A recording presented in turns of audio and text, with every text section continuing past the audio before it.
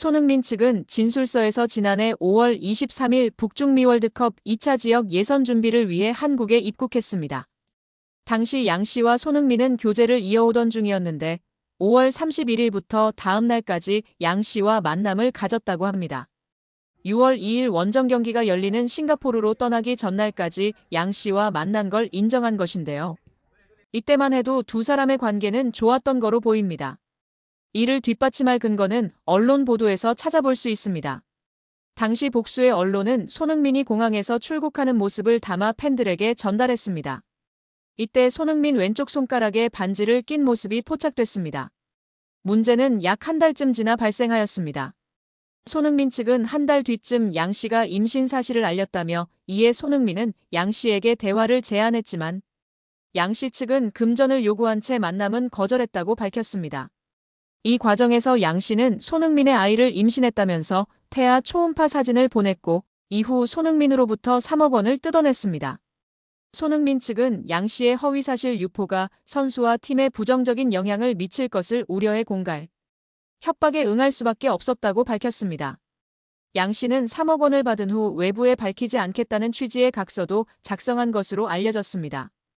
양 씨가 손흥민에게서만 돈을 받게 된 건 아버지일 가능성이 있는 두 남성에게 모두 연락했으나 손흥민만이 양 씨의 말을 들어준 것으로 전해졌습니다. 양 씨는 실제 임신 중절 수술을 받았고 초음파 사진 역시 양 씨의 것으로 확인됐습니다. 이에 손흥민의 아이가 아니냐는 주장이 제기됐지만 임신한 양 씨도 아이 아빠가 누군지 모릅니다. 앞선 20일 연예 매체 디스패치는 양 씨와 공갈 미수 혐의를 받는 40대 남성 용 씨의 대화 내용을 공개했는데요. 공개된 대화 내용에 따르면 용 씨가 근데 너 누구 애인지 정확히 알아? 라고 묻자 양 씨는 누구 애인지 제가 어떻게 알아요? 라고 답했습니다. 이에 용 씨는 그럼 2번한테만 가든가 1번한테만 가든가 한 명한테만 갔어야지라고 말했습니다. 여기서 말하는 1번은 양 씨가 손흥민과 같은 기간의 관계를 맺은 사업가 남성으로 2번은 손흥민입니다. 손흥민은 양 씨가 자신을 만나던 시기 동시에 다른 남성도 만난 것을 모르고 있다가 양 씨와 사이가 틀어진 용 씨를 통해 알게 됐다고 매체는 전했습니다. 이런 일이 있은 후 용 씨는 양 씨와 지난 3월 손흥민 측에 언론에 임신 사실을 폭로하겠다며 또다시 7천만 원을 요구했다가 결국 공갈 미수 등의 혐의로 구속됐습니다. 한편 경찰은 진술서를 낸 손흥민을 상대로 대면 조사를 할 계획은 없는 걸로 전해졌습니다. 여자가 누구인지 정확한 신상 정보를 수사기관에서 공개하지 않을 전망이나 공갈 혐의로 구속을 앞두고 있어 많은 네티즌들이 그녀의 신상을 캐내려고 안달이 난 상황입니다. 현재까지 알려진 바로는 20대 모델계 종사자인 양모 씨로 알려졌으며 정확한 나이, 이름, 얼굴 사진, 인스타 정보는 확실치 않은 상황이라고 합니다. 다만 일부 커뮤니티 글들 속에서 피의자 이름이 양민이라는 사실이 언급되긴 했으나 일부 광고를 위한 가짜로 만들어낸 인스타 주소이기도 하는 등 해프닝이 발생하고 있습니다. 무엇보다 팬들이나 국민들이 분노하고 있는 것은 손흥민을 이용하여 현재 남자친구인 B씨와 함께 범행을 공모했다는 점입니다. 전 연인이었던 사람이 현재의 남자친구와 전 연인을, 그것도 유명 스포츠 국민 스타인 손흥민을 이용하고자 했다는 것입니다. 2024년 6월 손흥민 선수는 한 여성 씨로부터 충격적인 연락을 받았습니다. 씨는 손흥민 선수에게 당신의 아이를 임신했다며 초음파 사진을 보내왔고 이 사실을 폭로하지 않는 조건으로 3억 원을 요구했습니다. 당시 손흥민 측은 해당 사실이 언론에 알려질 경우 자신과 소속팀에 큰 피해가 갈 수 있다고 판단해 3억 원을 지급하고 비밀 유지각서를 작성하게 됩니다. 그런데 문제는 여기서 끝나지 않았습니다. 이후 씨와 연인 관계였던 B씨가 이 사실을 알게 된 뒤 다시 손흥민 측에 연락을 합니다.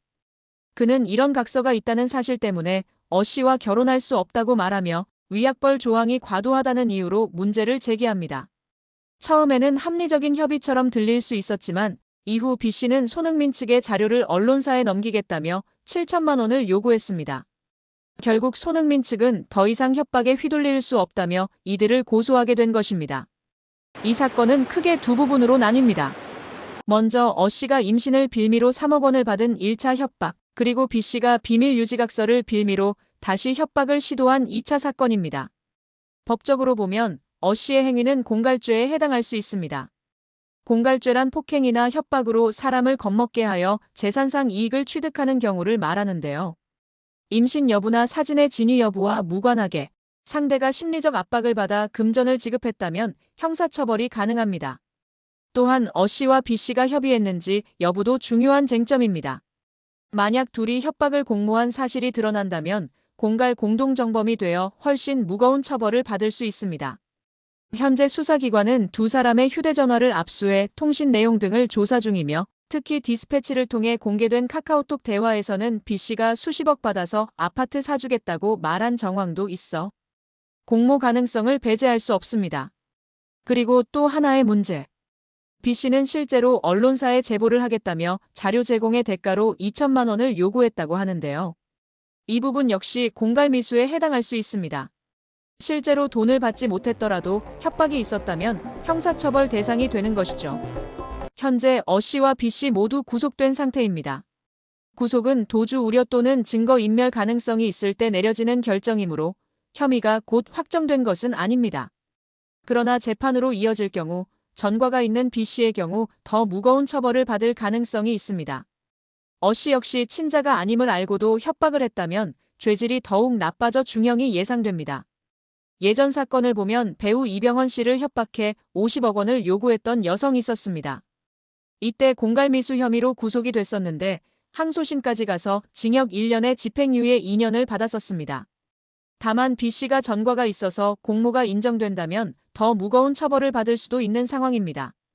또 A씨의 경우에도 친자가 아닌 걸 알고도 협박했다거나 조작된 사진을 사용했다거나 이런 게 밝혀지면 또 죄질이 좋지 않다고 볼 수도 있어 B씨보다 더 중한 처벌을 받을 수도 있습니다. 여러 구단 가운데 가장 구체적으로 이적설이 제기된 팀은 이탈리아 세리에어 챔피언이자 김민재의 전 소속팀 나폴리였습니다. 앞서 흡이차 크바라츠헬리아를 PSG로 이적시킬 당시에도 이강인을 딜에 포함시키기를 원할 정도로 꾸준히 이강인 재능에 관심을 기울였던 팀인데요. 현지에서도 이강인이 PSG를 떠나 주전으로 활약할 수 있는 팀으로 이적을 원한다는 보도가 잇따라 나왔고 나폴리가 가장 유력한 행선지로 떠올랐습니다. 나폴리뿐만 아니라 수많은 이적설이 더해져 이강인의 이적은 기정사실처럼 보였습니다. 뜨거운 빅리그, 빅클럽들의 러브콜 속 이강인이 사실상 골라서 팀을 갈 수 있는 상황이 될 거라는 기대까지 커졌습니다. 그런데 커다란 걸림돌이 생겼는데요. PSG가 책정한 이강인의 이적료가 무려 4천만 유로 약 621억 원에 달한다는 점입니다. 2년 전 PSG가 이강인을 마요르카에서 영입할 당시 들였던 이적료 2,200만 유로 약 342억 원에 2배 가까운 수준으로 폭등했습니다. 어느 구단이든 부담스러울 수밖에 없는 액수이기도 합니다. 이강인 영입에 오랫동안 공을 들였던 나폴리마저도 4천만 유로의 이적료엔 난색을 표하고 있는 것으로 전해졌습니다. 4천만 유로는 나폴리 구단 역사상 세 번째로 높은 이적료 지출이기도 합니다. 세리에 A 정상에 올랐던 지난 2024년도 시즌에도 나폴리 구단이 선수 영입에 가장 많이 들인 이적료 지출은 3,500만 유로 약 543억 원이었습니다. 나폴리뿐만 아니라 다른 구단들 역시도 부담 없이 결정을 내릴 수준의 이적료가 아닙니다. 우선 나폴리와 PSG 구단 사이에 협상 테이블이 차려지겠지만 PSG는 급할 이유가 없습니다. 아직 이강인과 계약이 3년이나 남은 만큼 이적이 쉽지 않다면 헐값 이적 대신 요긴한 로테이션 자원으로 이강인과 동행을 이어갈 수도 있습니다. 루이스 엘리케 PSG 감독도 이미 이강인을 측면 공격수나 중원, 심지어 제로톱 역할까지 맡기며 다양한 포지션으로 기용한 바 있습니다. 백업 역할을 맡기기에 더 없는 존재입니다. 푸실도 이강인의 높은 이적료가 나폴리 이적에 큰 걸림돌이 될 것으로 보고 있는데요. 매체는 당초 PSG는 이강인의 이적에 반대했지만 이제는 이강인이 떠날 가능성을 열어뒀다. 문제는 PSG가 이강인의 이적료를 과도하게 요구하고 있다는 점이라고 지적했습니다. PSG 구단이 과도하게 책정된 이강인의 이적료를 낮추지 않는다면 이강인의 PSG 탈출은 예상 외로 쉽지 않을 거라는 전망입니다.